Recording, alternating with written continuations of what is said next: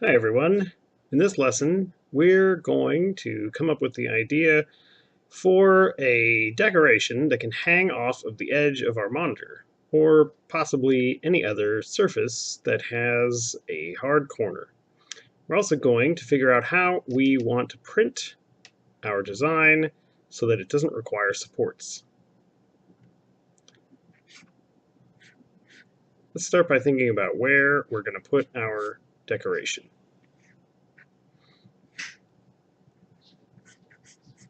Here's my bad sketch of a monitor. We want something that will be able to hang from the top of it and give us a small design here that we can add some text or some shapes to, and we'll be able to make it stay on the corner without having to attach it. So it needs some arms here and a design. So we'll start by coming up with a shape. I'm going to make this one a heart because I know it is an easy shape to start out from in TinkerCAD. And on the back side, we're going to need a couple of arms that stick out. They can be boxes, but they'll have to be long enough so that they go over the edge of our monitor. So if we wanted to print this standing up, we would end up with support all under this side of our arms. And if we have any cutouts inside of the heart, we'll end up with supports inside of them too. So we'll be taking our design and laying it flat on the ground. That way, with our design upside down, we can print it with holes in it and add our arms sticking straight up out of the back. Since we're doing it upside down, this, of course, will end up being reversed. We'll create some simple screen charms. These designs are meant to hang on the edge of your monitor or off the edge of another flat surface.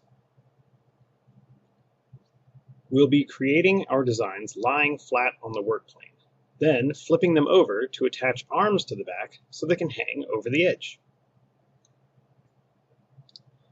Let's go through the steps to recreate this design. To begin, we'll drag the text shape to the work plane. Inside the Shape toolbox, you can click on the word text and replace it with your initials or a short word. Next, we will choose a shape from the Basic Shapes toolbar that has a flat surface on the top and bottom. Our final design will need to be flat on both sides, so it can be flipped over and printed face down. We can use our second shape to overlap our two letters and group them to make a single solid design. Make sure that there are no gaps in your group so your design won't fall apart after printing. Alternately, we could change our text shape into a hole and cut the letters out of our second shape. Remember that if we cut a letter, like O, the center will not be attached to the rest of the shape and will fall out after printing. We can fix this by adding a small box connecting the center to the rest of the parts and grouping it with the rest of the design. Once we like how our design looks, we will change the size to make it small and thin enough to hang on the edge of our screen.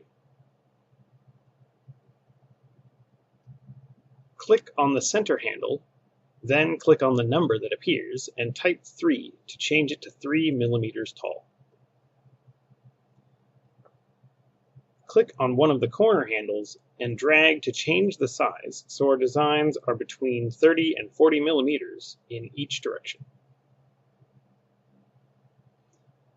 In order to add the arms to the backs of our designs, without putting them underneath the work plane, we'll flip our design over. Use the right mouse button to rotate the view to the side so that you can see the rotation handle clearly. Left-click and hold down on the rotation handle to change the direction of your shape. Stay inside the circle and move the mouse to the other side to snap to 180 degrees. Finally, we'll add a box shape and change its dimensions to 3 millimeters by 3 millimeters. Now we can position this arm on the top edge of our design on one side. Then we can click the duplicate tool in the top left to create a duplicate in the same spot. Let's use the arrow keys to move our duplicate arm to the side without moving it up or down, so that we know both arms are perfectly aligned. Once we group all these shapes together, we should move the view around to double check our work from all sides and make sure that it will be ready to print without sticking under the work plane or falling apart. We'll take a look at setting up this screen charm design for printing. Since it's very small, we'll select this object and click on Export. Make sure that we're doing the selected shape so we don't get any of our extra designs or helpers that I had put in this file. So let's make it an STL. And then we can move over to Cura to do our slicing. Let's open up this download. And we can see that since we have arranged it to print on its front face, and its front face is completely flat, all of the downward facing highlighted surfaces are stuck to the floor of the printer. So we won't have to worry about any kind of supports. Also, because this is a flat design and these extra arms here are straight up, we don't have to worry very much about the layer height. We can set it to a lower quality or a thicker layer height in order to print faster. We won't need to worry about the details since it doesn't have any curved surfaces. We can make sure that the build adhesion type is skirt. We don't want a brim or a raft because they'll stick to the bottom. And the bottom of our piece is actually the front of our design. We don't want to have to trim anything off of it. So keep it on skirt.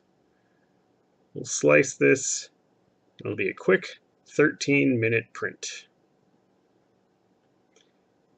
Now we can save our file and send that G-code off to be printed.